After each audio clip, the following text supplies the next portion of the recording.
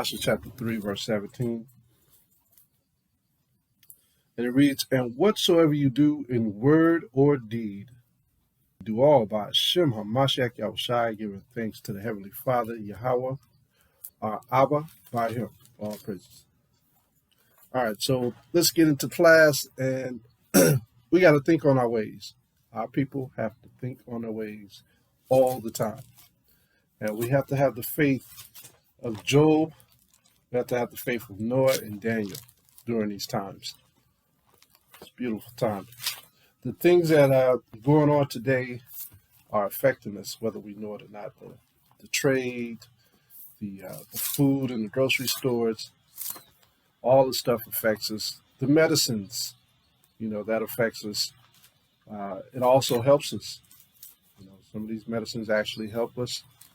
And when I say that, you have to think about things like hip replacements. Some people need hip replacements.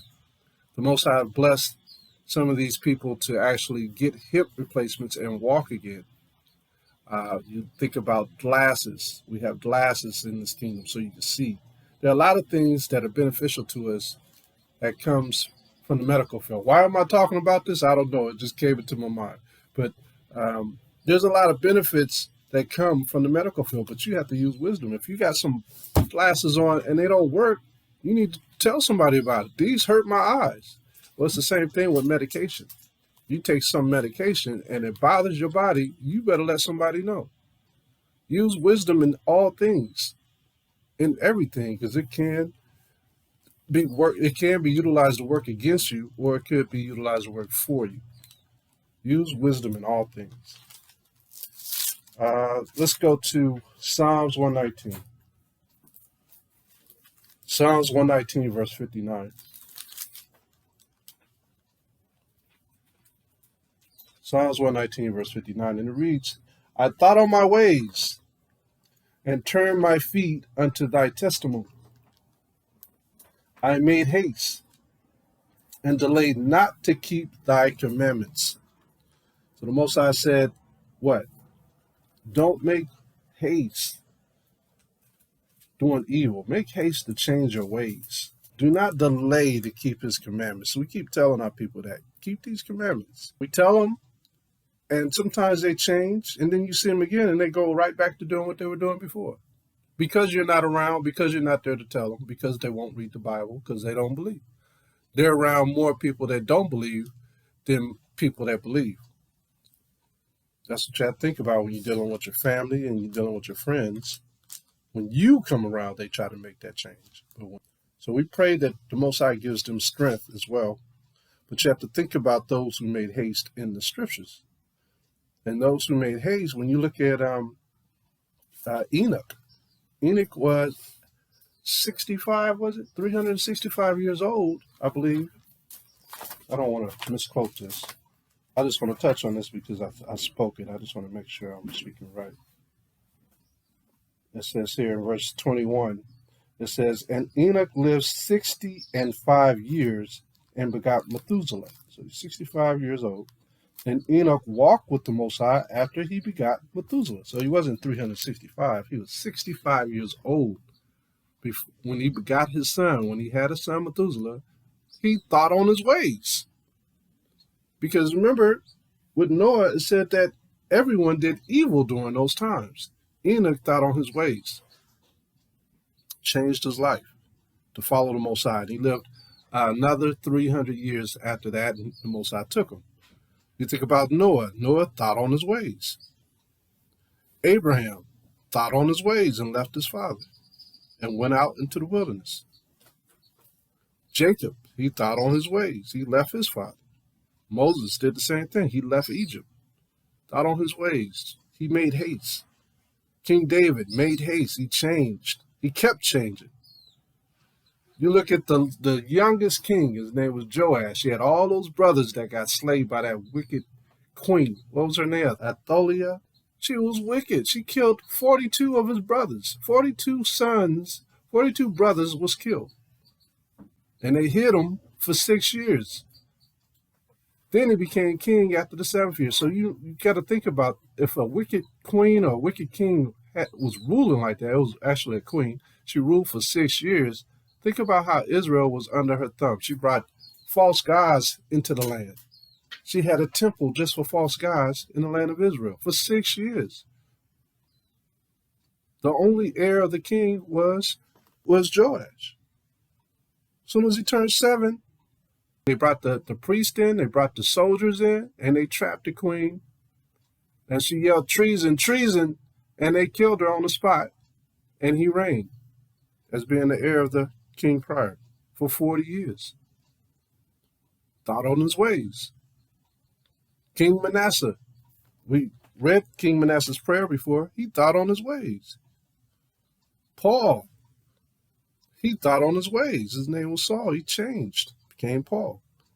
So we have to think on our ways. We can't turn back to the way we were once we come into the truth, like our family members. They turn back. We got to stay on the righteous path to do what's right, to get into the kingdom. Let's go to Romans chapter 15. Romans chapter 15, and let's go to verse 4. Some of our people, they'll say, easier said than done. Well, you can do it. It just takes practice. It takes patience. It takes obedience. It takes faith. Romans chapter 15, verse 4.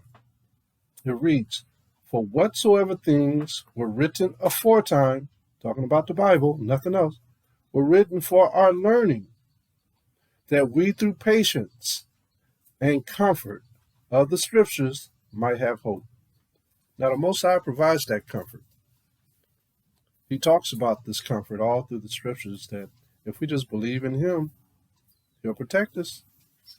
The Most High is a man that keeps his word.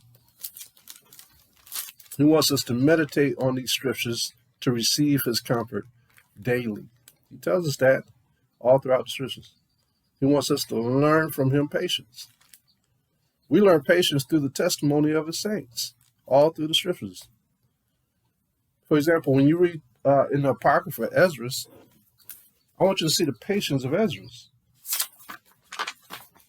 He first believed on the Father, Yahawah, and then he followed the instructions that was given to him. Let's go to 2 Ezra chapter 9. 2 Ezra chapter 9. And let's look at verse 23. This is just an example. I just want you to see this example of how Ezra was patient. 2 Ezra chapter 9, verse 23, it says, nevertheless, if thou wilt cease yet 7 days more, but thou shalt not fast in them, but go into the field of flowers where no house is builded, and eat only the flowers of the field. These are commands. Take no flesh, don't take any meat, drink no wine, but eat flowers only. Now, there are some edible flowers, but a lot of us in these times don't know what they are. Roses, I know for a fact, are edible flowers. But there's a lot of other flowers out there that are edible. Some of them are poisonous. But there are certain flowers that we have lost our train of thought. No one talks about it, that are actually edible. So this is what he ate for 7 days. Imagine that. He ate flowers for 7 days. Not only that, he had to wait 7 days because he trusted in the Most High, and the Most High told him he would visit him in 7 days. That's patience. That's comfort. I'm comforted. I will be comforted if the Most High said he's coming to see me in 7 days. I prepare for that. And pray unto the highest continually. That's another order.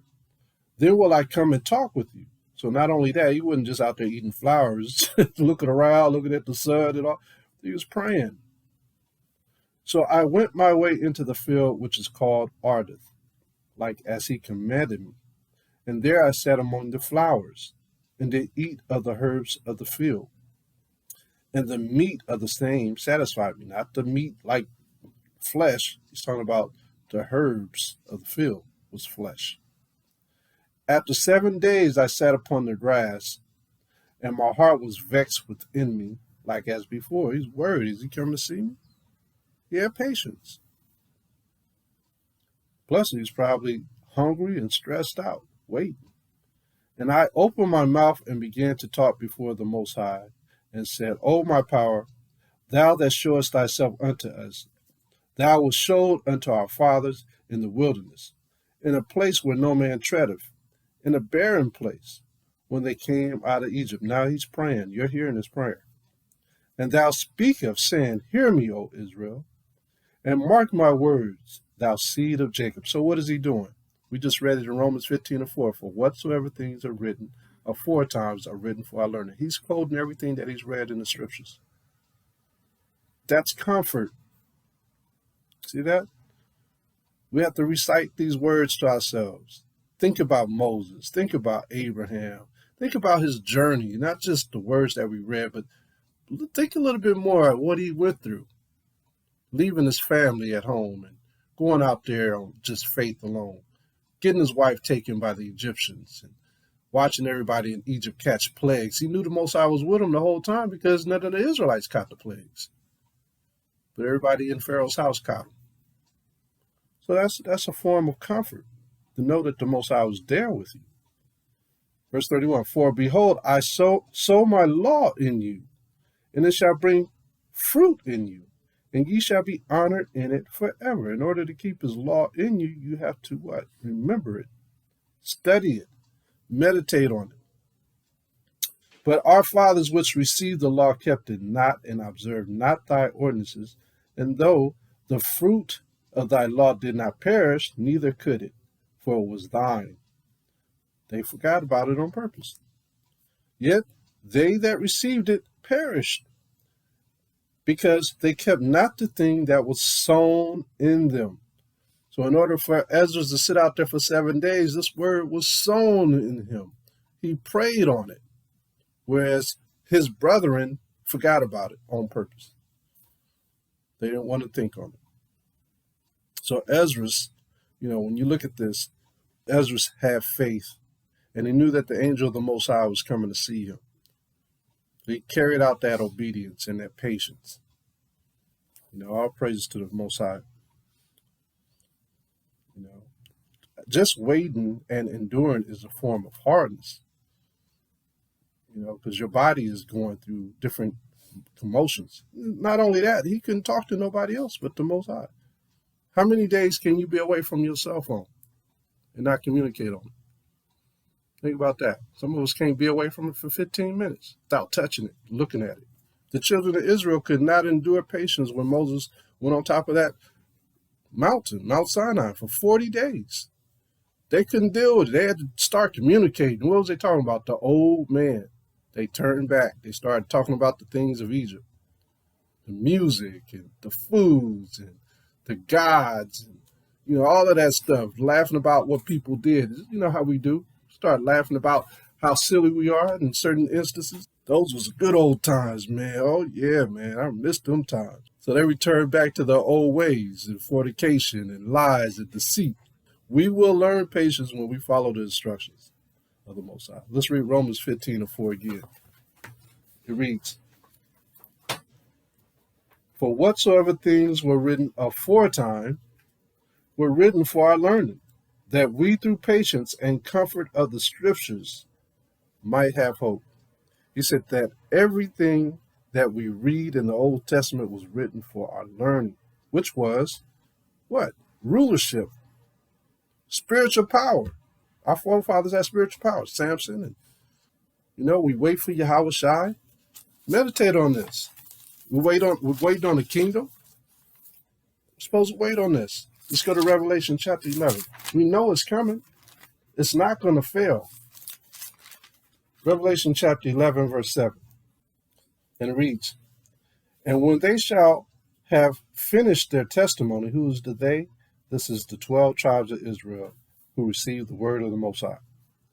It says, the beast that ascendeth out of the bottomless pit shall make war against them, and shall overcome them and kill them. What kind of war is this? This is the great war of ignorance. The great war of ignorance is also written in the book of the Apocrypha in Wisdom of Solomon. He talks about the great war of ignorance. All this education and philosophy that we deal with here today, we all believe in it. I'm not talking about you per se, but most of the people that you come encounter with, they believe in this stuff. It's the great war of ignorance. It's not by might, it's by thought, it's by bronze. The great war of ignorance. It says, and their dead bodies shall lie in the street of the great city, which spiritually is called Sodom and Egypt,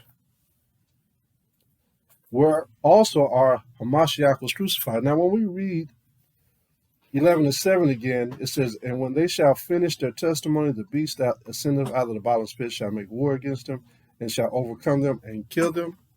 You all know when you came into this truth, that by just being in the truth, you was at war.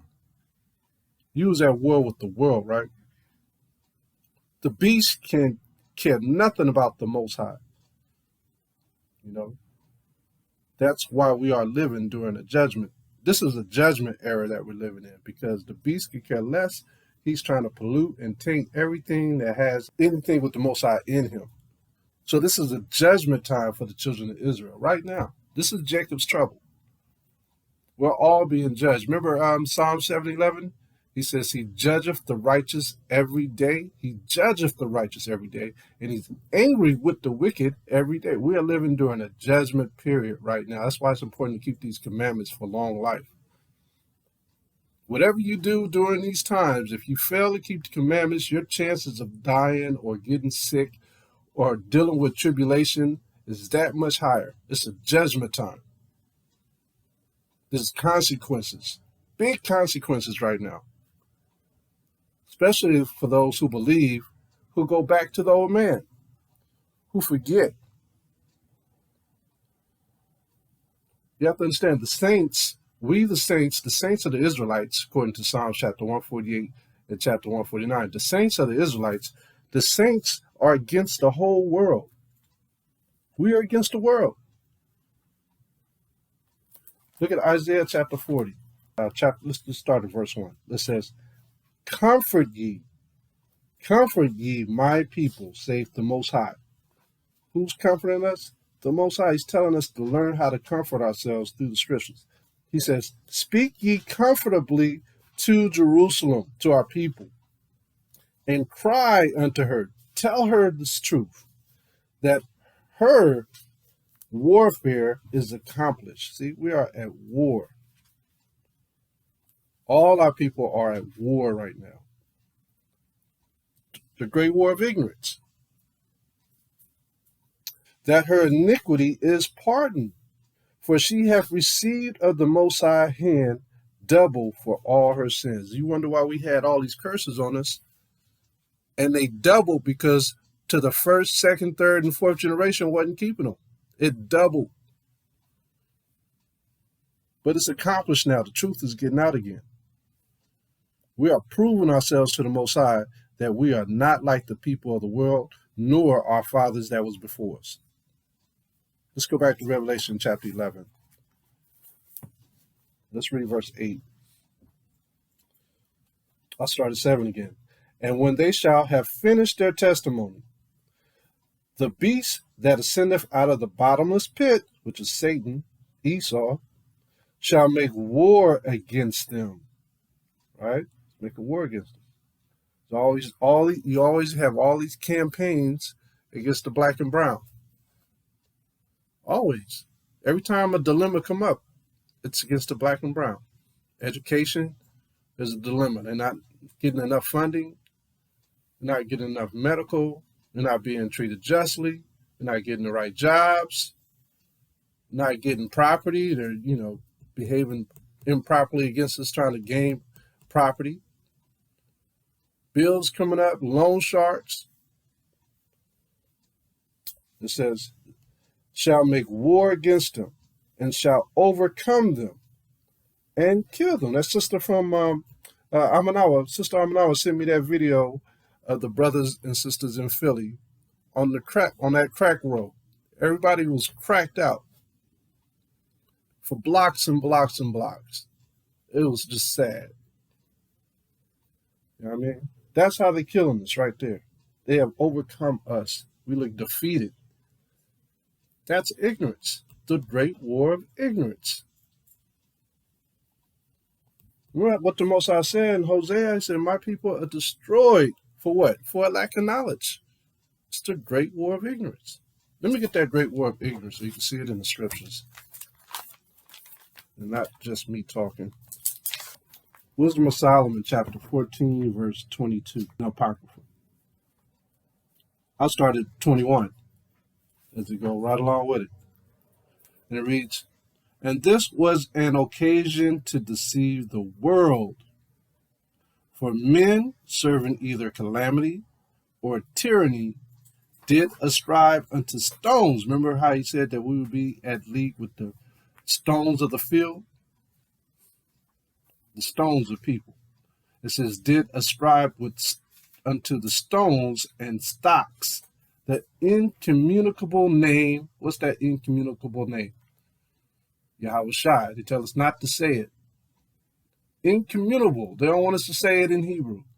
Incommunicable. What do they call Yahawashi name? Jesus Christ. That's not his name. Moreover, this was not enough for them, that they erred in the knowledge of the Most High. But whereas they lived in the great war of ignorance. See that? Those so great plagues called they peace. They call it peace. Oh man, I got some food stamps. Oh, I'm at peace. I'm at rest, man. I don't have to work for this. I can get whatever I want on this debit card. Oh, I got some Medicaid. Verse 23. For whilst they slew their children in sacrifice. That's a form of sacrifice. You had to give up blood for that. Or use secret ceremonies. What do they do with your name once you give it up to the government? What do? They abuse your name. It's going to all different credit engines. Or use secret ceremonies or made revelings of strange rites. This is what the rich is doing with your names.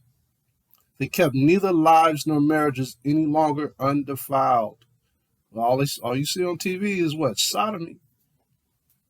But either one slew another traitorously or grieved him by adultery. See that all on Instagram and Facebook and TikTok. So that there reigned in all men without exception blood, manslaughter, theft, and dissimulation, corruption, unfaithfulness, tumults, perjury, disquieting of good men. They talk bad about those who are so-called good men. Forgetfulness of good turns, defiling of souls, changing of kind, right? We read about that in Romans 1 and 26. They love the creature more than the creator. Changing of kind, women with women and men with men. Disorder in marriages, see that all on TV. Adultery and shameless uncleanness. For the worshiping of idols, not to be named, is the beginning, the cause, and the end of all evil. See that? And I could keep reading, but I'm not. But that's the great war of ignorance. That's everything that we're going through today. Ignorance. Let's go back to Revelation chapter 11 and 8. Revelation 11 and 8.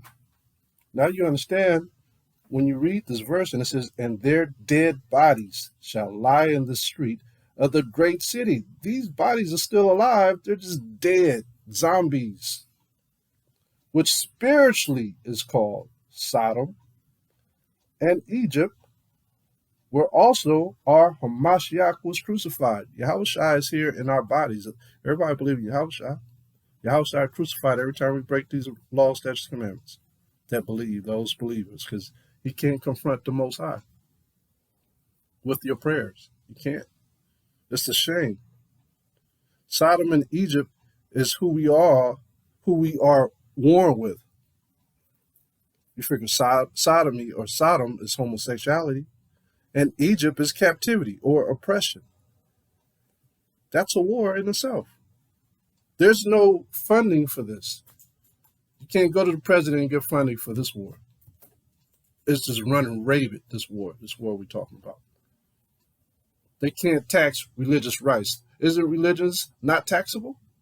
Don't they get away with murder? They get away with murder. It's not even taxed.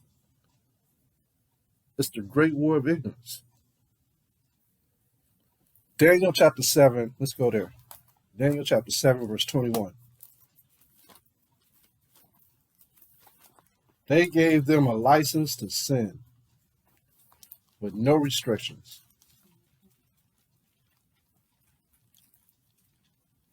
And people want to say they love their religion.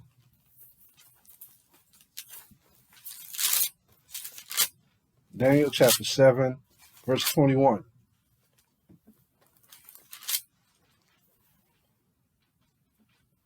And it reads, I beheld, and the same horn means leaders, made war with the saints, what we just read.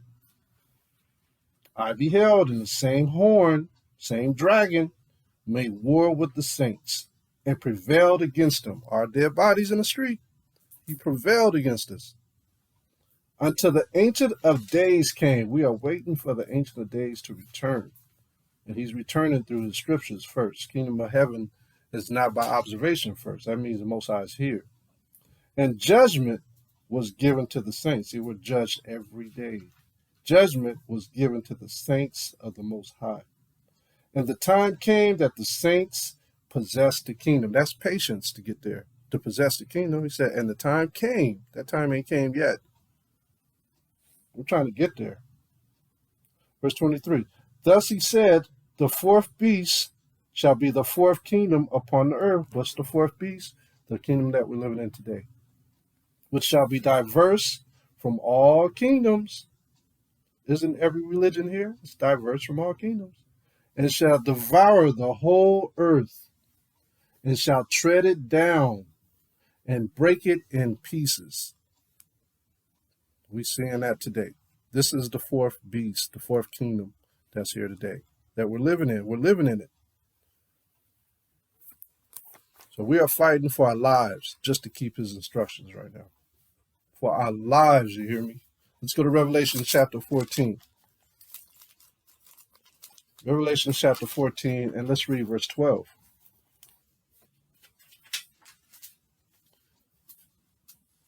Revelation 14 and 12. It reads, here's the patience of the saints.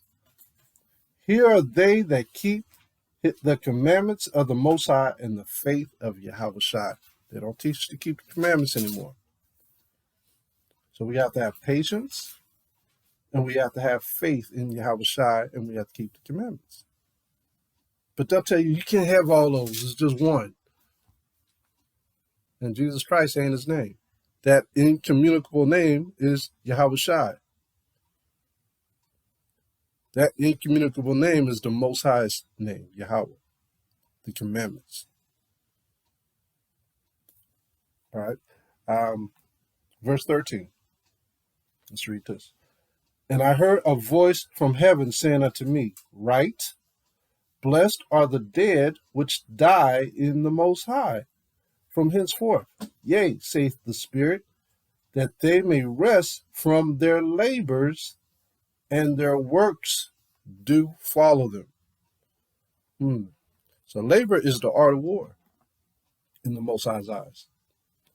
Our works of comforting Israel is in the scriptures called prophecy. We're comforting our people with the spirit of prophecy. But our works and the labors, it causes a war. It causes a rift in society. Psalms 120 and 6. Psalms 120 and 6.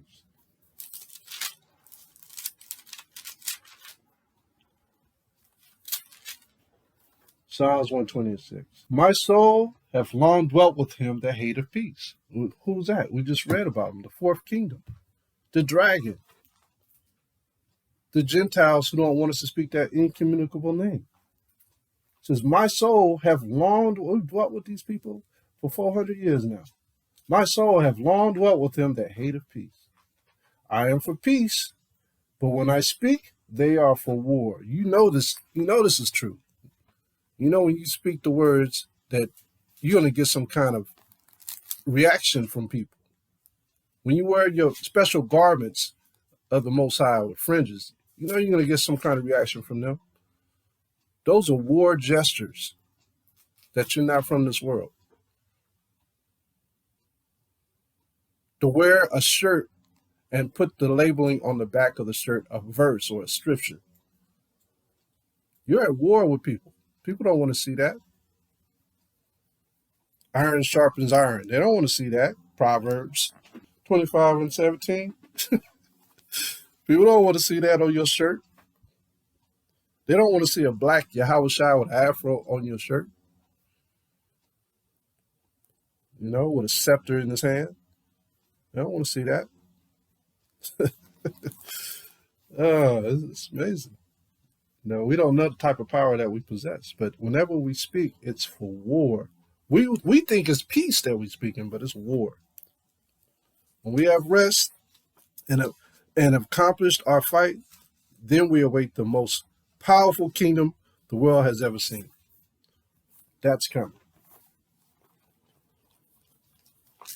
Romans 15:4, what did it say? For whatsoever things are written for our learning. We just read a whole bunch of things that gives us understanding of what this world is all about. Look at Daniel chapter 2, verse 44. Waiting on this kingdom, it's going to be the right thing when it happens. Right now, to people, it don't seem like it's the right thing. You know, they think they're on the right side of the fence. They think they're on the right team right now until Yahawashi comes back with his father's kingdom. Daniel chapter 2, verse 44. When that comes, they're going to wish that they were on the right side, and they're going to find out that they're on the wrong side. Daniel chapter 2, verse 44. And in the days of these kings shall the Most High of heaven set up a kingdom which shall never be destroyed. And the kingdom shall not be left to other people. Who are the other people? All other nations that we read in Psalms 83. The kingdom of Esau, the kingdom of Ishmael, the kingdom of Moab. It's not going to be set up for them. It's going to be set up for the children of Israel. But it shall break in pieces. All those nations, it's going to break in pieces. And consume all these kingdoms. And it shall stand forever. See that? So the Most High's kingdom is going to break up everything. Verse 45. For as much as thou sawest that the stone was cut out of the mountain, with our hands, we didn't use any tools, any hammers or screwdrivers to do this, and that it break in pieces the iron, the brass, the clay, the silver, and the gold. Those were the three kingdoms before. The great power have made known to the king what shall come to pass hereafter. And the dream is certain, meaning this dream is going to happen. And the interpretation thereof, sure. Now, the four kingdoms that we read in the book of Daniel has already happened. Then you know what the last kingdom is going to be. It's going to be the kingdom of the Most High. It's got to happen. He said it's certain. See that? You can highlight that word. That the dream is certain and the interpretation thereof is sure. It's going to happen. We are waiting on that kingdom. That's next. It's coming. So patience, comfort, obedience, and hope are the ingredients for victory in this kingdom coming up. Let's look at Lot. Let's read this about Lot in Genesis, the Torah portion. Genesis chapter 19. And we're going to analyze this in reference to the kingdom to come. Genesis chapter 19, verse 1. And let's read down to 4. Genesis 19, chapter 19, verse 1. I'm going to read to 4. And there came two angels to Sodom at evening. And Lot sat in the gate of Sodom, and Lot, seeing them, rose up to meet them. And he bowed himself with his face toward the ground. And he said, Behold, now my outer one, turn in, I pray you, into your servant's house, and tarry all night, and wash your feet, and you shall rise up early and go on your ways. And they said, Nah, but we will abide in the streets all night, because Lot was sitting at the front of the city as a merchant. He saw them coming. So he invited them to come with him because he knew how wicked that city was. So he was the first one to see people, new visitors, coming to visit the city. That's what he said. And he pressed upon them greatly, and they turned in unto him and entered into his house. And he made them a feast and did bake unleavened bread, and they did eat. But before they lay down, the men of the city, even the men of Sodom, compassed the house around, both old and young, all the people from every quarter. You hear that? So most cities have like 4 quarters in the city. You go to some cities, they have the Latin quarters, or they have down in New Orleans, they have the French quarters.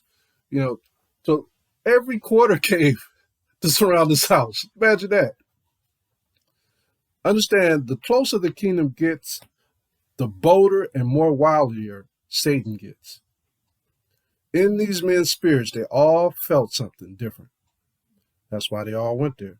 These men had the audacity to surround Lot's house. Let's know that these devils knew that this particular time, that place was coming to an end. What they were trying to do was to stop it. They was trying to destroy and pollute these angels before it could happen. They felt it. The same thing is going to happen during these times, brothers and sisters. It's going to happen to you and to me. The closer the kingdom gets, the more sporadic and crazier Satan gets. Let's go to Revelation chapter 12 and 12, and we'll come right back to Daniel, or Genesis. Hold your finger on Genesis chapter 19. Revelation chapter 12. Revelation chapter 12 and verse 12. Revelation 12 and 12. And it reads, Therefore rejoice, ye heavens, and ye that dwell in them. Woe to the inhabitants of the earth and of the sea. For the devil is come down unto you, having great wrath. See that? Because he knoweth that he hath but a short time. You see that? He knoweth he got a short time. So the closer to that moment we get, the more eviler and crazier he gets. They want everybody to give up their gas-guzzling cars, get energy-efficient electric cars now. Some people can't afford no electric car. Speeding up the times. Genesis chapter 19 and 5. Genesis chapter 19 and 5. And they called unto Lot and said unto him, Where are the men which came in to thee this night? Bring them out unto us, that we may know them. You know what to know them means? It means to have sex with them. Verse 6. And Lot went out at the door unto them, and shut the door after him, and said, I pray you, brethren, do not so wickedly. Behold now, I have 2 daughters, which have not known man. Let me, I pray you, bring them out unto you, and do you to them as good in your eyes. Only unto these men do nothing, for therefore came they under the shadow of my roof. Lot's reputation is on the line. You see that? If he allowed these men to be polluted, he's not thinking that they're angels yet. If he lets these men get polluted and they carry this information over to the next city and the next city. Remember, the Most High destroyed 5 cities. Lot's reputation was all over the place. He had a good name. That's why he gave up his daughters. He knew that if they had destroyed his daughters, it wouldn't affect his name. He could still restore them in the long run.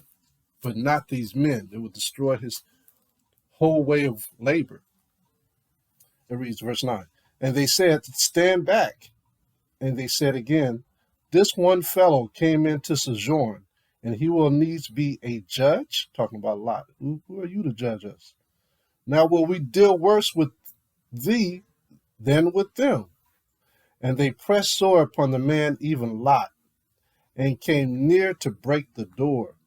So you got 4 quarters trying to break down. He must have had a nice house for them to try to break down his door, all of these men. Verse 10. But the men put forth their hand and pulled Lot into the house to them, and shut the door. And they smite the men that were at the door of the house with blindness, both small and great, so that they wearied themselves to find the door. They couldn't see nothing. And the men said unto Lot, hast thou here any besides? They said, is there anybody else in the house that needs to be saved? Son-in-law, and thy sons, and thy daughters, and whatsoever thou hast in the city. Bring them out of this place. Go get your cousins, go get whoever that you love. Bring them. Remember we prayed last week that you could hold up a castle with your prayers, your family and your friends. You are the hedge over all your belongings, including them. The angels told Lot to go get them. I want some understanding to come out of this particular verse through the scriptures. When the angel asked Lot this, is there anyone besides you that's ready to go? And he named them. All the ones that he named didn't all believe like Lot. Remember, Lot was still a good Samaritan to his son-in-laws as well as others. He was a good Samaritan because he helped those that he loved. And Lot was following the laws of the Most High just by doing so. When you look at 1 Timothy chapter 5 and 8, don't lose that spot in Genesis 19. 1 Timothy 5 and 8 tells us, I'm going to read it here. This is why you always have to meditate on the law. 1 Timothy chapter 5, verse 8. Let's give you a small little breakdown. It says, But if any provide not for his own, and especially for those of his own house, he hath denied the faith and is worse than an infidel. See that?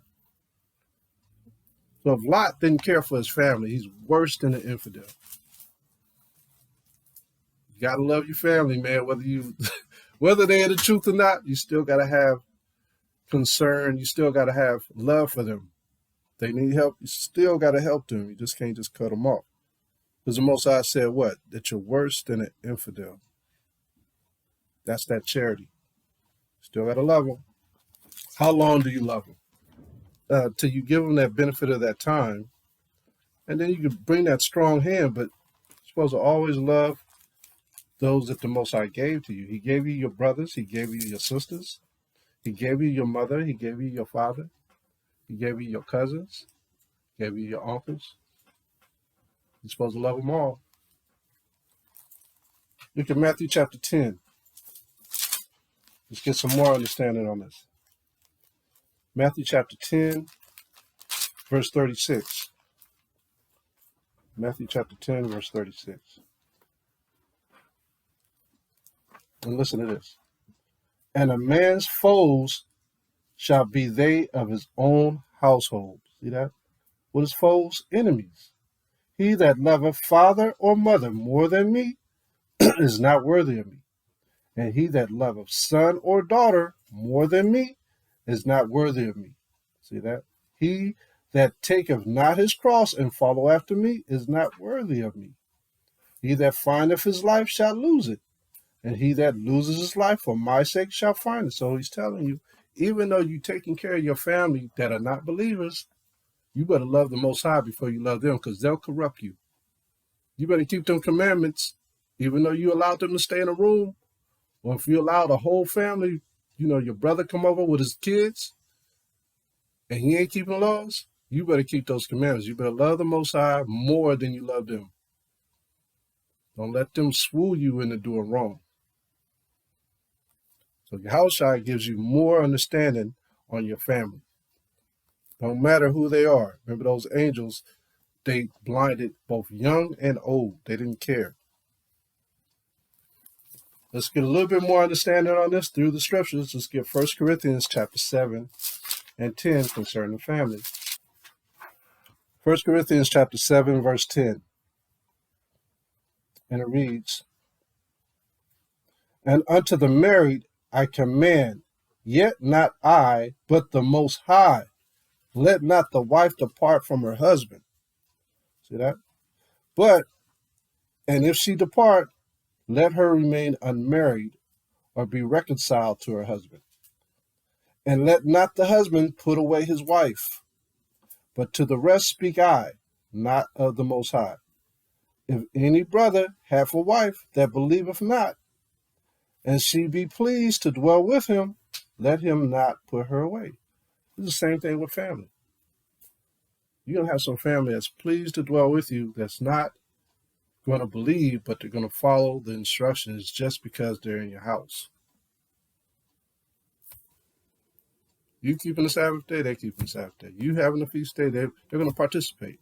Although they don't believe, they're going to do it just to please you. Like I said earlier in the class, a lot of your family don't change until you come around. As soon as you leave, they go back to their old ways. They're trying to please you. They're trying to show that they love you just by doing that. But they don't understand that the ultimate sacrifice comes on them. If they're not doing it sincerely, then it's all null and void. Verse 13, And the woman which hath a husband that believeth not, and if he be pleased to dwell with her, let her not leave him. See that? For the unbelieving husband is sanctified by the wife, and the unbelieving wife is sanctified by the husband, a husband that believes. Well, wife to believe saves her husband that's an unbeliever. Else were your children unclean, but now are they holy. Just by one person being clean in that household makes everybody holy. But if the unbelieving depart, let him depart. See that? If they leave, bye. I pray the Most High keep you covered. I pray you keep his laws.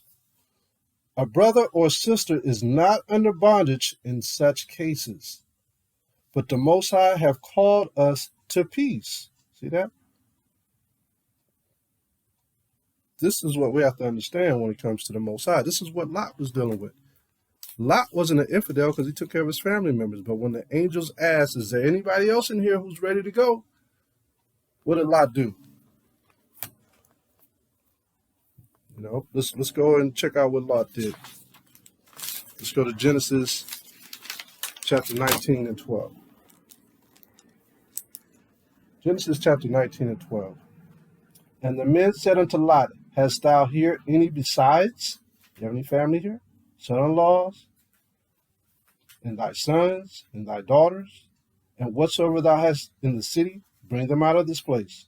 For we will destroy this place, because the cry of them is waxing great before the face of the Most High. And the Most High have sent us to destroy it. See that? So he's asking Lot to go save whoever he could. Lot has the covering for his whole family. There's a covering. He's providing that protection through his hedge. Verse 14, And Lot went out and spoke to his sons-in-law, which married his daughters, and said, Up, get ye out of this place, for the Most High will destroy the city. But he seemed as one that mocked unto his sons-in-law. They started laughing at him. Like, man, you crazy. You don't know what you're talking about. They didn't believe that Lot was telling the truth. Verse 15, And when the morning arose, and this goes with that particular verse we read in 1 Corinthians 7. If they don't want to depart, if they don't want to be around you, then let them depart. You know, he warned them, and they didn't listen. So now the covering is going to leave them because they didn't want to follow.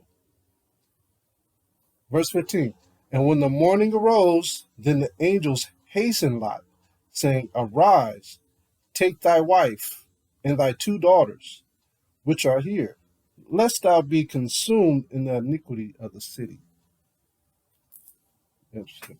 And while he lingered, the men lay upon his hand, and upon the hand of his wife, and upon the hand of his 2 daughters, the Most High being merciful unto him, and they brought him forth and set him without the city. Okay, so why was Lot lingering? There's many reasons why he could have lingered. They could have been gathering things. Remember, he was a merchant. He could have been grabbing stuff. They could have been grabbing clothes. They could have been having, oh, we need this, we need it. Him and his wife going back and forth. The angels ain't got time for that. They said, let's go. Grab your stuff and let's go. You know what I mean? Let's go to verse 17. And it came to pass, when they had brought them forth abroad, that he said, escape for thy life.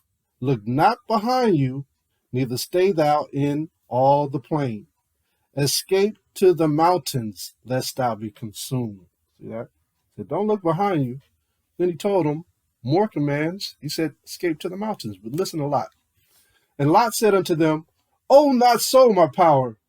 Behold now, thy servant hath found grace in thy sight, and thou hast magnified thy mercy, which thou hast showed unto me in saving my life. And I cannot escape to the mountain. He said, I can't do this, lest some evil take me and I die. He's scared. This dude's scared. He got 2 angels with him. All right, how you get scared all of a sudden? Verse 20, behold now, this city is near to flee unto, and it is a little, he said, it's just a little city. Oh, let me escape thither. Is it not a little one? And my soul shall live. He's asking these angels, please, just let us go to this little bitty city. And he said unto him, see, I have accepted thee concerning this thing, that I will not overthrow this city for the which thou hast spoken. Did y'all know that Lot just didn't go right into the mountains? He went into a little city. He defied the commands of the Most High. He questioned it and said, just take us into a little city. This little city is better than the mountains. That's what he did. Why? Because the Most High said, ask for whatever you want and I will give it to you. Look at Psalms chapter 2 and 7. The Most High told us this. Look at this. Psalms chapter 2 verse 7. It reads, I will declare the decree. The Most High have said unto me, thou art my son. This day have I begotten you. Ask of me, and I shall give thee the heathen for thine inheritance, and the uttermost parts of the earth for thy possession. You see that? The uttermost parts of the earth for thy possession. Lot asked for just a little city, and the Most High gave him that little city. He gave him that place to run to. Think about it. In that little city, that city was supposed to get destroyed too. The Most High preserved that little bitty city. Those people didn't even know it was coming. Lot asked for it and saved all those people in that little city. Think about that. That's big. But let's look at the faith of Lot. Let's read on. Verse 22. Haste thee, escape thither, for I cannot do anything till thou become thither. Therefore the name of the city was called Zor. The sun was risen upon the earth when Lot entered into Zor. Then the Most High rained upon Sodom and upon Gomorrah brimstone and fire from the Most High out of heaven. They waited for Lot and his family to get out of there. And he overthrew those cities and all the plain and all the inhabitants of the cities, and that which grew upon the ground. But his wife looked back from behind him, and she became a pillar of salt. Ye of little faith. He lost his wife just that quick. She didn't believe. She remembered that place. She had fun in that place. She had memories in that place. She raised her children in that place. She looked back, became a pillar of salt. And Abraham got up early in the morning to the place where he stood before the Most High. And he looked towards Sodom and Gomorrah and toward all the land of the plain, and beheld, and lo, the smoke of the country went up as the smoke of a furnace. And it came to pass, when the Most High destroyed the cities of the plain, that the Most High remembered Abraham and sent Lot out of the midst of the overthrow, when he overthrew the cities in the which Lot dwelt. Check this out. And Lot went up out of Zoar and dwelt in the mountain, and his 2 daughters with him. For he feared to dwell in Zoar, and he dwelt in a cave. He didn't have to leave Zoar. He could stay. The Most High gave him Zoar. He didn't have no faith. The Most High said he can't destroy it. Since he asked for it, he gave it to him. See that? Dude had shell shocks and he was afraid. He was trembling. He lost his wife. He lost everything that he had in Sodom. You see that? The Most High is powerful. That's why I say do not pray for this place, because y'all going to keep this place going. Y'all keep praying for America. Pray for Jerusalem. Pray for our safety. Pray that the Most High come and redeem us from this place. You can ask for any other country. You can ask for an island. I'll take Hawaii. Give me Hawaii. That's part of the United States, so I probably don't want that. Ask for the heathen, and he shall give them to you. Ask for any uttermost parts of the earth, and he shall give it to you. That's what he said. We don't know the power that we possess. This is why you have to be careful for what you pray for. You know, the Most High can return Zion and Jerusalem to us and any other country we want. But just don't ask for the land of captivity, the land of our oppressors. The Most High, he told us to not pray for everybody. Remember he told Jeremiah? Let's go back over this again. Let's go to Romans chapter 15:4. Be careful what you pray for, brethren. Be careful who you pray for as well. Don't pray for everybody. Romans 15:4. Romans 15:4. For whatsoever things were written aforetime were written for our learning, that we through patience and comfort of the scriptures might have hope. Now, what did he say he was going to do? He said that he was going to bless Israel, not the heathen, right? He said he wasn't going to bless the heathen unless they acknowledged us. He didn't say just to bless them. They have to acknowledge us, which is something they won't do. So if he don't dwell with you and he want to depart, let them depart. Let them be destroyed. Genesis chapter 12, verse 1 through 3. Genesis 12, 1 through 3. This was written before time. Genesis 12, 1 through 3. It reads, Now the Most High has said unto Abram, Get thee out of that country, and from thy kindred, and from thy father's house, unto a land that I will show you, and I will make of thee a great nation, and I will bless thee, and make thy name great, and thou shalt be a blessing. And I will bless them that bless you. See that? And curse him that curse you. And in thee shall all the families of the earth be blessed. I don't pray for everybody. I don't go to everybody's funeral either, especially when I know their character. Some people are just plain, I'm going to say it, assholes. That's what I'm saying. And I'm not talking about our own people. I'm talking about the other nations. You won't catch me going to their funeral. How does the Most High think about the heathen? How does he think about the Gentile heathen? How does he think about it? Let's see. It said, For whatsoever things were written for our learning. We're going to find out how he thought about it. First, we're going to see if he included them with Israel, that they were the same. Deuteronomy chapter 32. Deuteronomy chapter 32. And let's go to verse 8.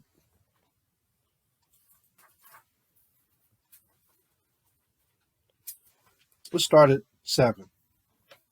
Deuteronomy 32:7. It says, remember the days of old. It's just like Romans 15:4. Remember the days of old. Consider the years of many generations. Ask thy father, and he will show you. Thy elders, and they will tell you.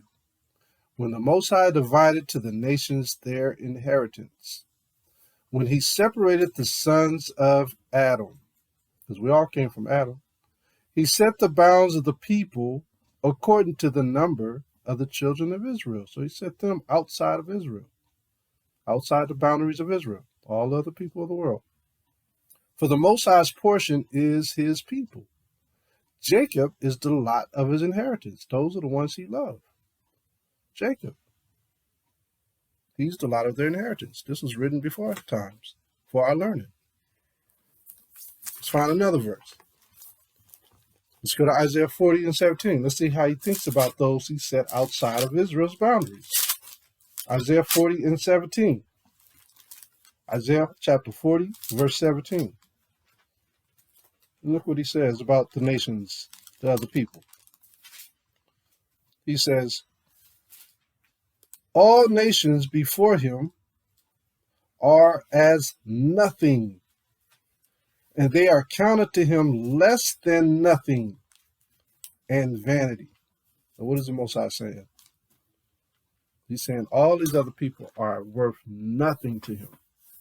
His people are worth something. So if you removed Israel out of the world, what will happen to the rest of the people? They will all die.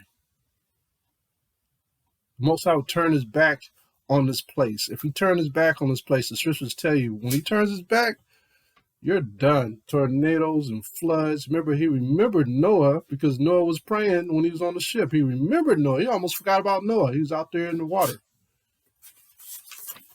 2 Ezra 6:53. 2 Ezra 6:53. And it says, upon the 6th day thou gavest commands, beginning of the earth when it was created. Upon the 6th day thou gavest commandment unto the earth, that before thee it should bring forth beasts, cattle, and creeping things. And after these, Adam also, whom thou madest out of one of all thy creatures. He's the leader of all the creatures. Of him come we all. Don't we all come from Adam? Just like we just read in Deuteronomy. And the people also whom thou hast chosen. Who are those people? We read about that in Deuteronomy 32:8. And this have I spoken before thee, O power, because thou madest the world for our sakes. As for the other people, there it is, which also came from Adam, thou hast said that they are nothing, but be like unto spittle. Most High calls them spit. It has likened the abundance of them unto a drop that falleth from a vessel. That's cold-blooded, huh? That's how the Most High feel about all these other nations. Without Israel, these other nations got nothing. They got nothing. Think about that equation. Verse 57. And now, O my power, behold, these heathens, which have ever been reputed as nothing, have begun to be lords over us and to devour us, just like today. But we, thy people, whom thou hast called thy firstborn, thy only begotten, and thy fervent lover, are given into their hands. Can't get nothing without them. Any job you get, you got to go through them. If the world now be made for our sakes, why do we not possess an inheritance with the world? How long shall this endure? How long is this going to go on? Well, we read about that in Daniel chapter 7. That it's only going to be for a time, certain time. And then Satan is going to be angry because his time is coming to a close.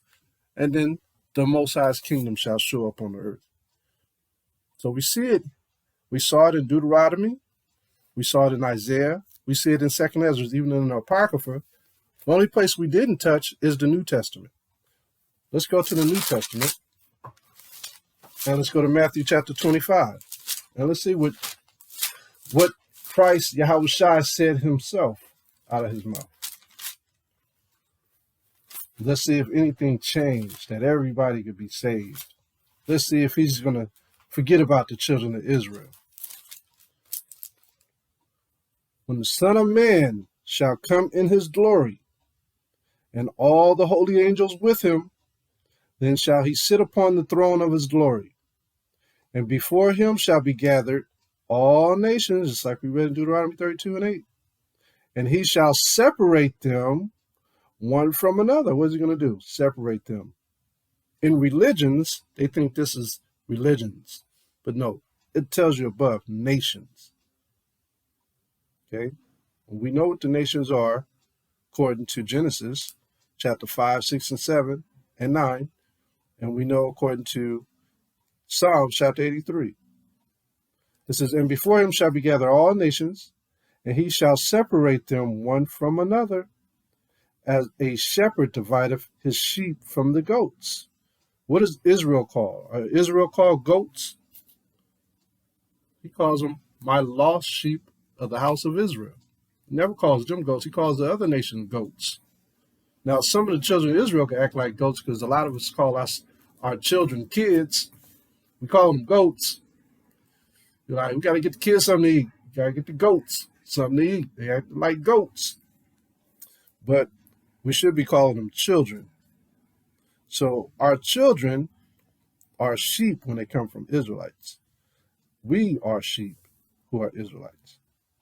And it says, and he shall set the sheep on his right hand, which is the best side, but the goats on the left. Then shall the king say unto them on his right hand, come ye blessed of my father, inherit the kingdom prepared for you from the foundation of the world. See that? So he's making a separation. He's making a difference between the children of Israel and the rest of the world, rest of the nations. So who is he coming to save? The lost sheep of the house of Israel that believe. They got to believe.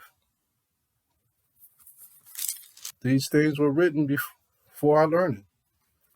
That's why they were put here. Let's go to Ephesians 1 and 4 real quick.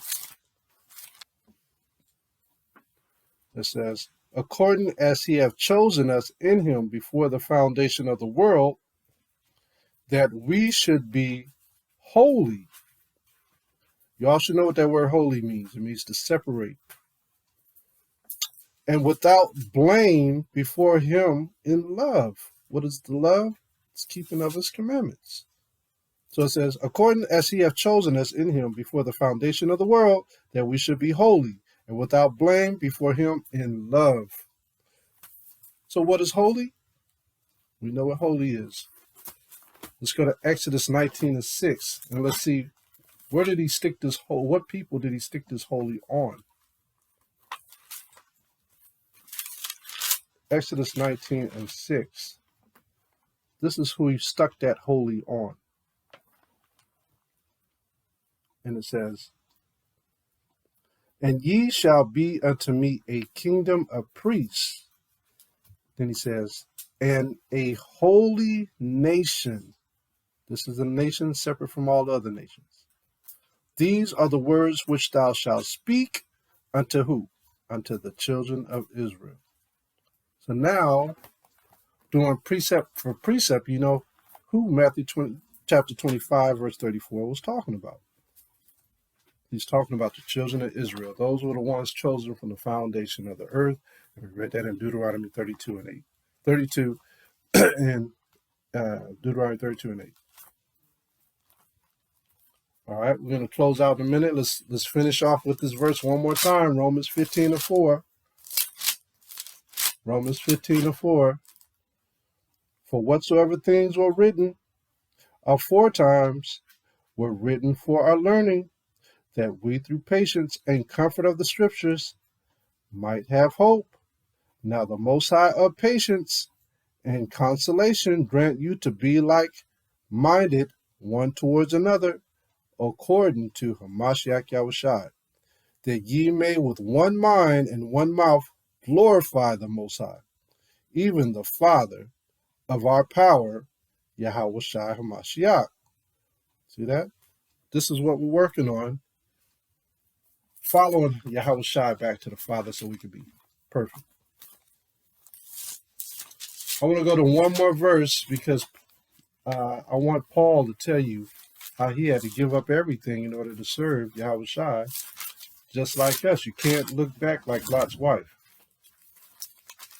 You got to keep going forward. You can't stop.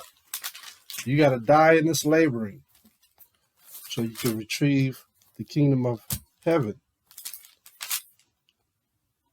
The book of Philippians. Let's go to the book of Philippians chapter 3. The book of Philippians chapter 3.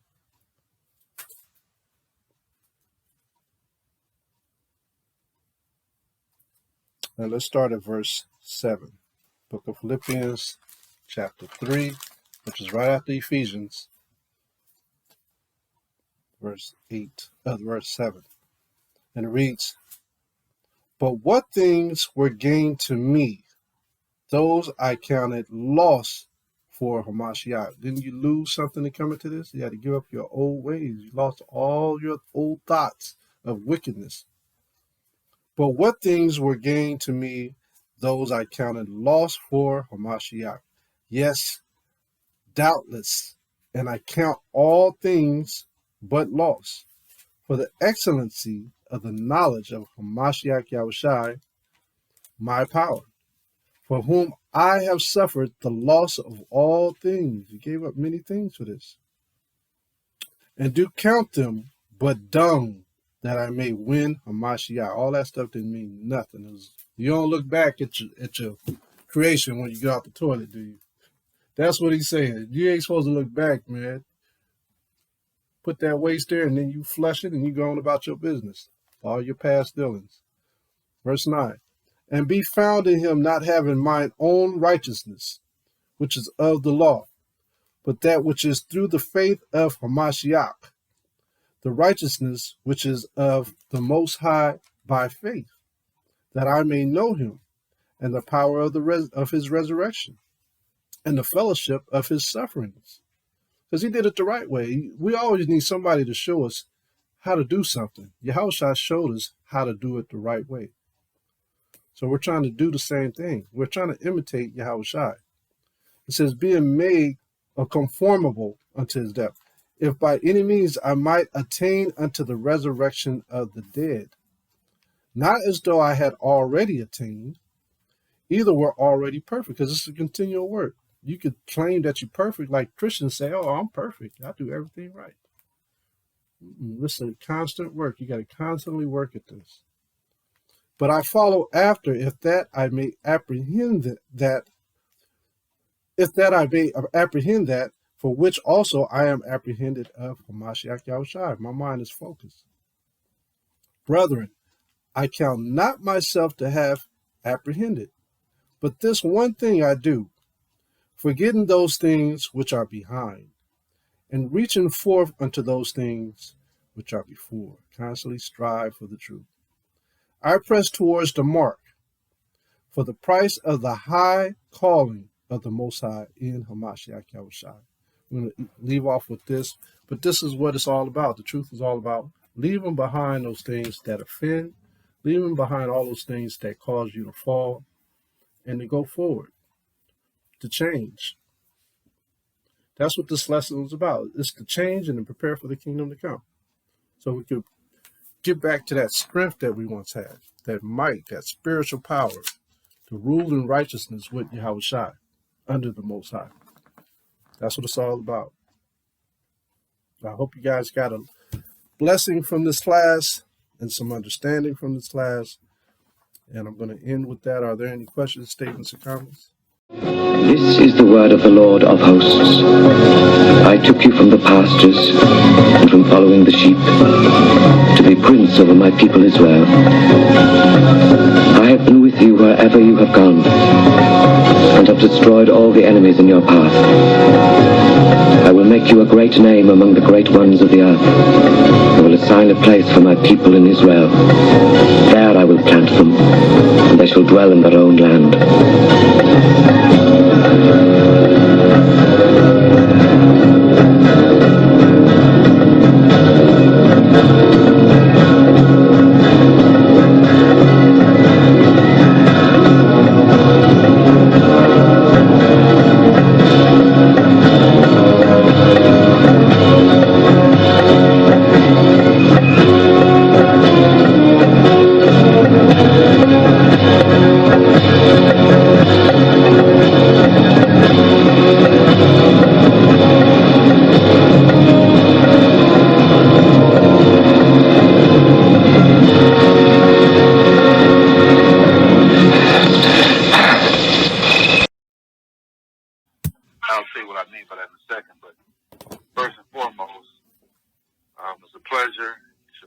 honor be with all the brothers and sisters as we gather for this convocation on the Shabbat.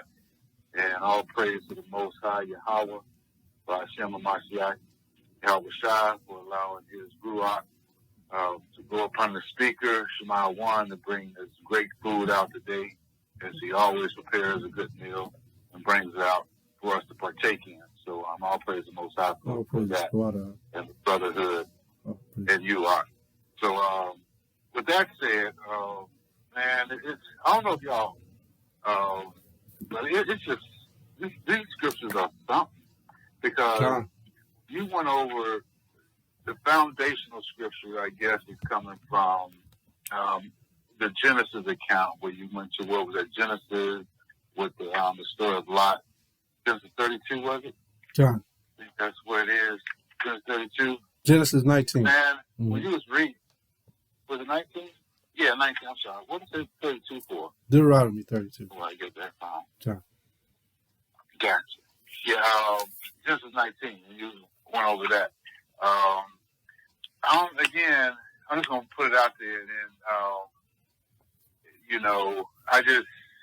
and let's just get to it, man. This got my spirit just percolating right now.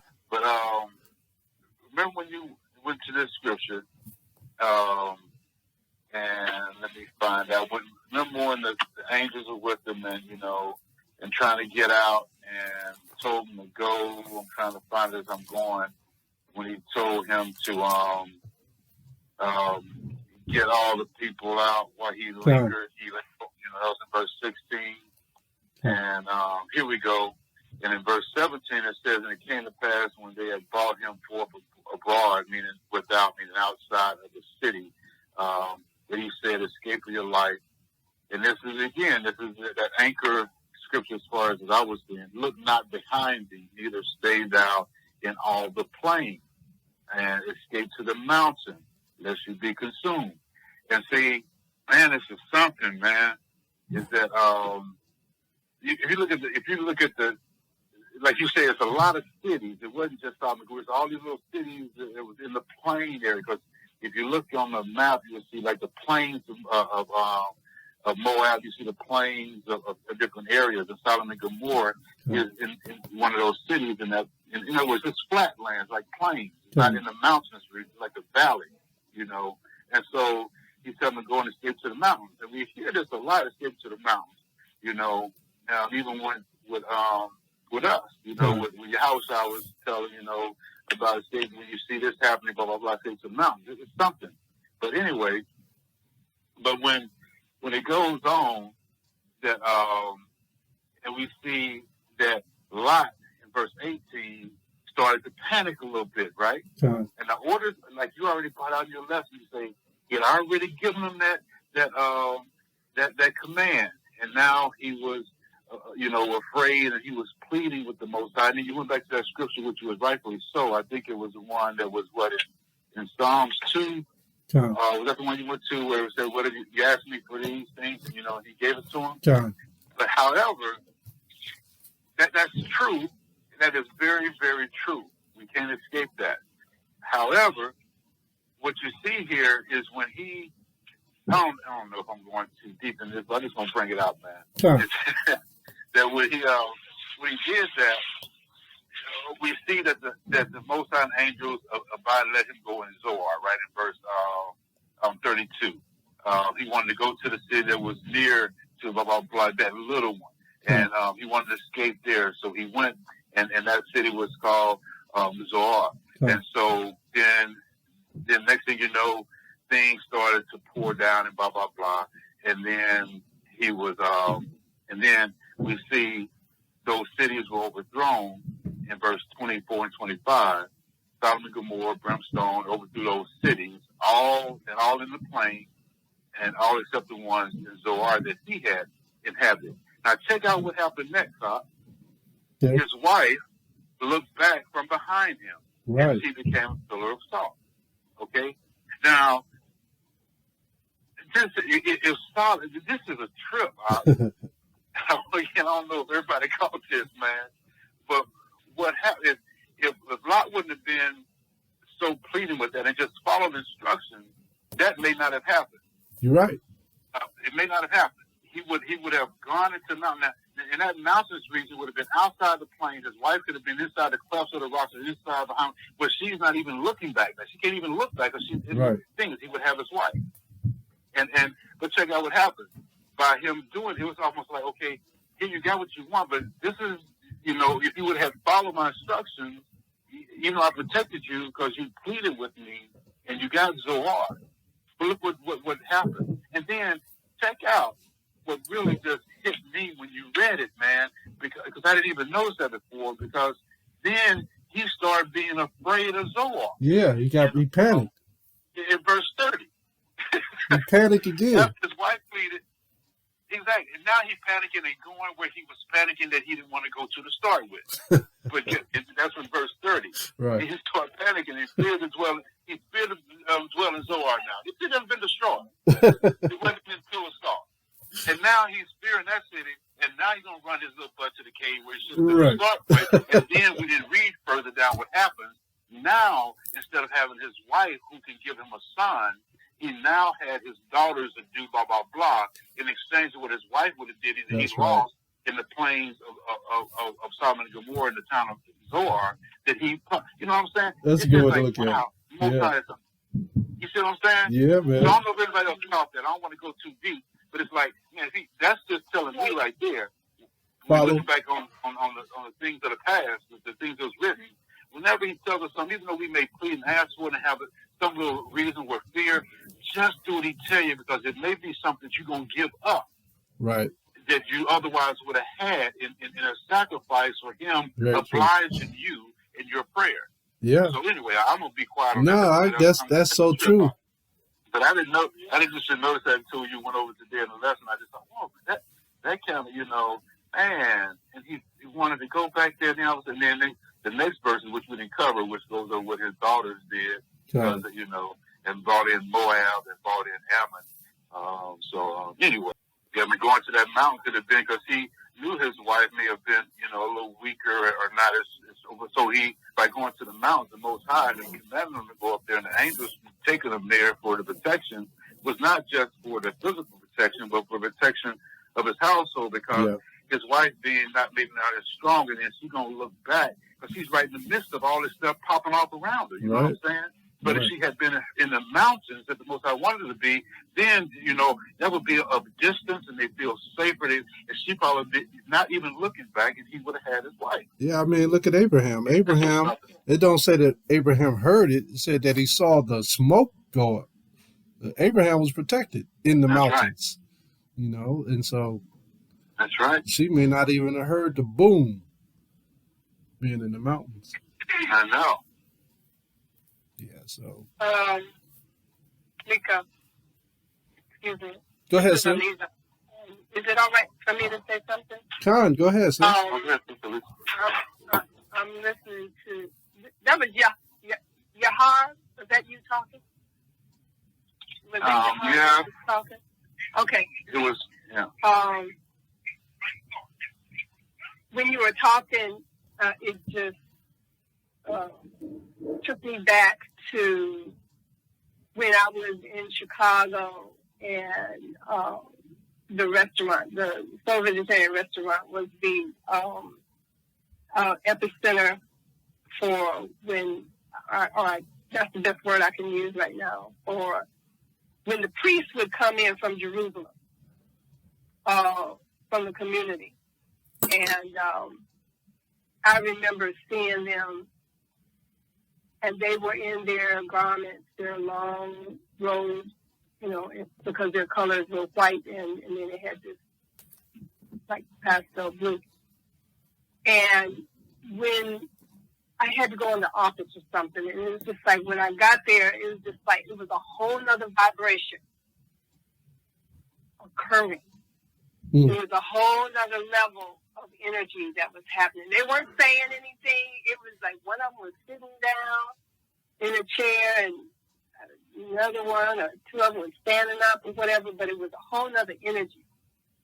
And in regards to what you were saying about Lot, and that he was Lot was scared. Yeah, He was scared. He was scared because them angels came there. They had an energy on them, and they were not afraid. That's right. And so it just reminded me. Everything that you were saying is like you were taking me back into an experience that I had in seeing the priests. They were there, and they were just quiet. They weren't saying nothing. And it's like the same energy that I get when Shemaiah Wan gets started on the class. And he starts blowing and speaking the scriptures and stuff like that and relating it to different things. And it takes me back to when I'm in Israel. But it's like when I went back and had to go on a walk that I did in the morning, but it had rained really hard a few days ago. And as I was on that mountain, we were walking on that mountain, and I was looking at the terrain that I had, and I remembered what I was used to seeing, and then I'm looking at what I'm seeing right now after the storm. And it was like some deep rut because the water from the sky had carved its impression and all of that other kind of stuff. And when I was walking, I was looking at that. It was like my eyes. You just reminded me. I'm looking at this and, man, didn't do this. This was just the rain. And I remember the rain coming down real hard, and this is what it's doing. And stuff like that. It just carved its own path in the mountain that we walking up. And that's the type of, I was in awe. But Lot was scared because them brothers, them angels came and they weren't scared. And they said, we going to go out. What you mean? And we going to deal with them. And they had the power to do. Lord, this stuff is so real. It's power. And Lot was freaked out, to put it in more understandable terms. He didn't know where to go. Then he thought about Zoar. He was like, you didn't even go there. He just let me go in the cave and stay in the cave. Because he saw his wife turn into a pillar of salt. And it was all based on these two angels coming. They let him know, we have come here to destroy this place because it's been waxing, ignorant, stupid, everything up to Yah. And this is why we here. Now, who's ready to move? Who's ready to go? When it's time to move and time to go and make a move, and right now my energy is moving off of when I've been in the land. And it's time, okay, we got to get up and we got to go. Me and my Lord were in a taxi going to Tel Aviv. There was a couple of other people in there, and there was this one heathen in there, and he had a real funky, crazy attitude. And he was being very disrespectful or something. And it's like he was talking to this guy in other language. I didn't even know it.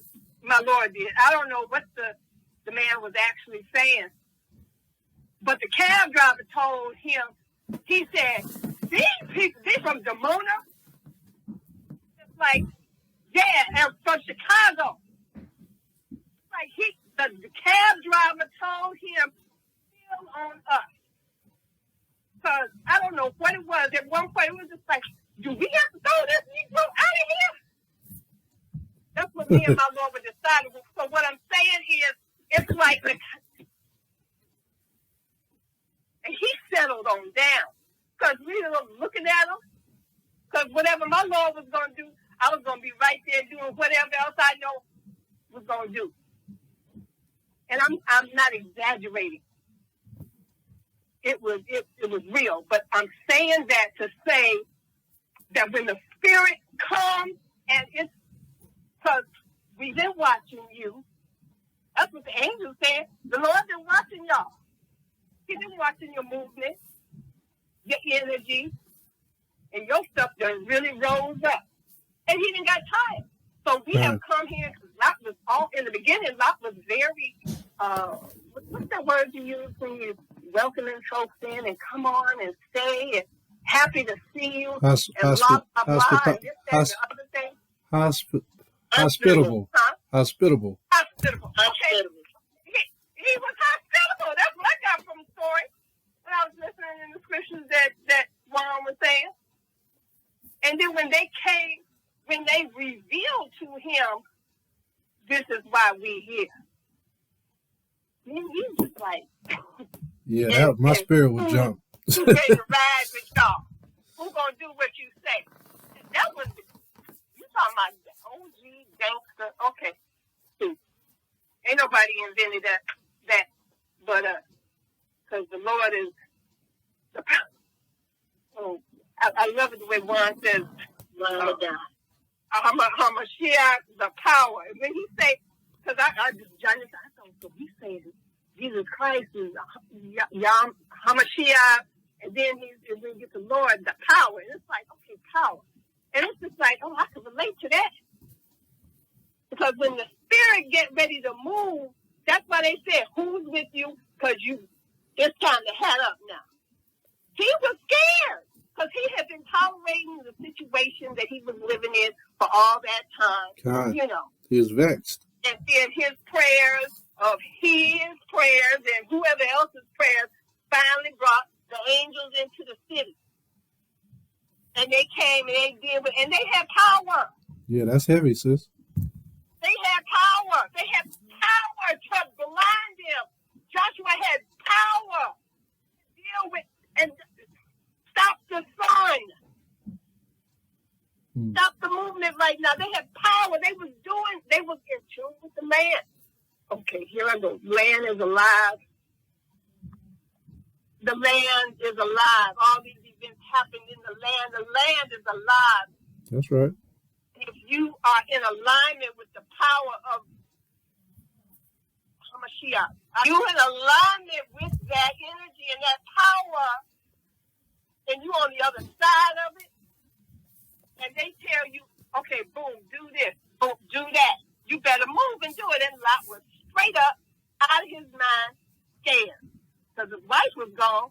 He was a pillow of something. Okay. So that's right. It's just, oh Lord, it makes me think twice. It makes me think twice. I'm gonna personalize it. All of this class and everything, it makes me think twice. It's like, okay, is that really necessary? You really need to do this?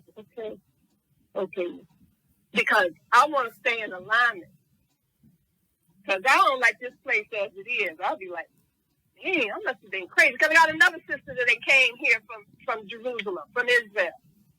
And she got to the point where she said, I want to go back. She's crying, want to go back. I'm crying, want to go back. But it's like, things were happening in a certain way, and I said, okay, I'm got to come here. You know? So there was a class that you did, Juan, and you said a little bit of it today. And in essence, it's like the reasons that you are here or where you are, you know, do the things that you're supposed to do. It's like get in alignment, Aliza, where you are right now, because you're here. And we know why you did what you did. Because if y'all don't want you to leave someplace, believe me, you ain't going to be able to get out. Right. So it's just like, but yeah, brother was scared. He was scared, not scared. He was scared out of his mind. And everything is real. Everything is real. Just like when they say the brothers, it took two brothers to carry a thing of grapes. It ain't no lie. Talk about a seed. With time, greens come up from the bottom of the floor up to my hip. And it's at least 36 inches. That's how big them daggone greens were. I'm not trying to get into food, is that the stuff that's said in the Bible is for real. It is not a joke. It's not a joke.